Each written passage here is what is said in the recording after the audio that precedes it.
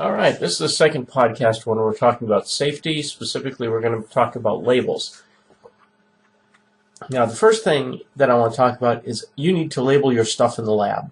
Because here we're sitting with two beakers that were in our lab, and you'll notice that they're not labeled.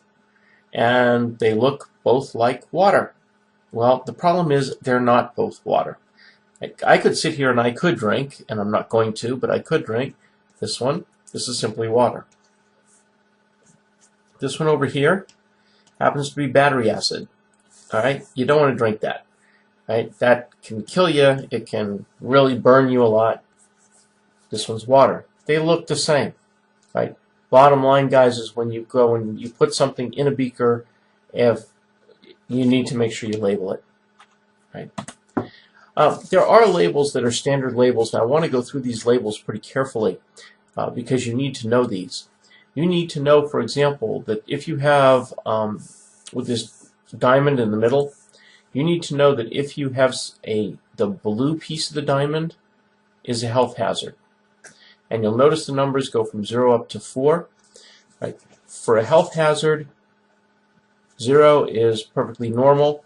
Right? It is not going to hurt you, whereas number 4 is potentially deadly. Right? So something like something that you could conceivably eat, like cyanide, for example. Cyanide's a deadly poison, all right? Whereas water is not, all right? So you need to understand that 4 will hurt you a lot and that there's a lot of danger there, and 0 does not have any danger, and you need to know that blue is a health hazard. You need to know that red is a fire hazard. And that kind of makes sense, doesn't it? When you think of something that's red, that it would be fire related. Yeah. Well, again, our numbers are similar in that 0 means it will not burn. So it's very safe. Like water, for example, will not burn. But something like gasoline, for example, will burn. Right? There are lots of things like gasoline or kerosene or alcohol. These will all burn. Right? So you have to be very careful with all of these things. So depending upon what the number is over here for fire hazard, that tells you how dangerous it is for fire. Down here you have something that is how reactive is something. Many chemicals will react with other things. For example, sodium metal, if you put it in water, will start to burn. Right? There are some things, for example, like nitroglycerin, for example, which shock and heat may detonate. So there are lots of chemicals that we have to be conscious of. Again, our numbers go from 0 to 4. 0 says the thing is very, very stable. For example, water is very, very stable, whereas something like dynamite, for example, is very hazardous. All right, or gasoline is very hazardous.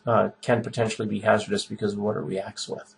All right, but again, gasoline. Your biggest danger for gasoline is going to be up with fire, right? And something like reactivity, your biggest danger would be something like dynamite or nitroglycerin. And your health hazard, your biggest danger would be something like cyanide, for example, that you could eat, and that would kill you. Or chlorine gas, for example, which you could inhale, right? And that will kill you. So those are dangerous, right? And then down here we have specific hazards, right, that we put in the white area. And if we have something that is very specific to a particular item, we'd put it down here. For example, if you never wanted to have water near something like sodium metal, for example, that would be something that you could put down in this special area. These are special considerations that you have for this particular item, and they really don't fall into any of the other 3 categories. Right? So, what do you need to know? You need to know blue is health hazard, red is fire hazard, 1 is reactivity, and the white one are special considerations or specific hazards that have to do for a label.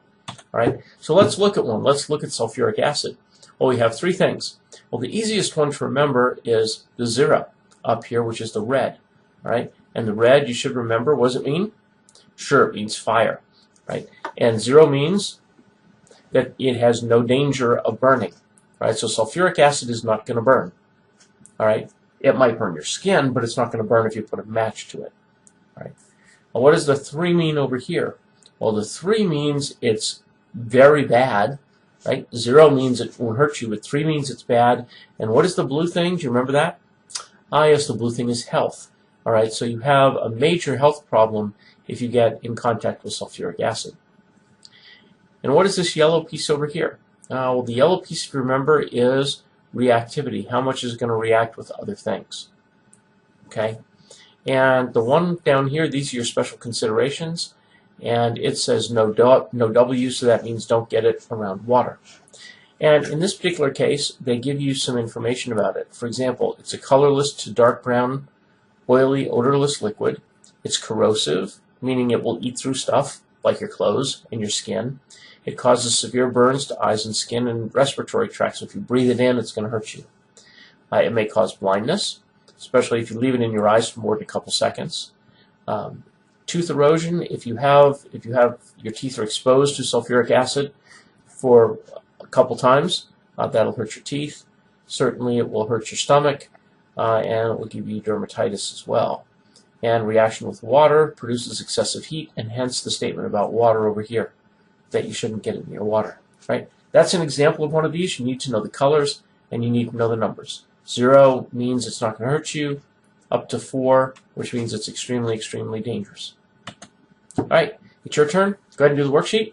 If you have questions, see me in class, and then you can take your test. Have a great day. See you. Bye.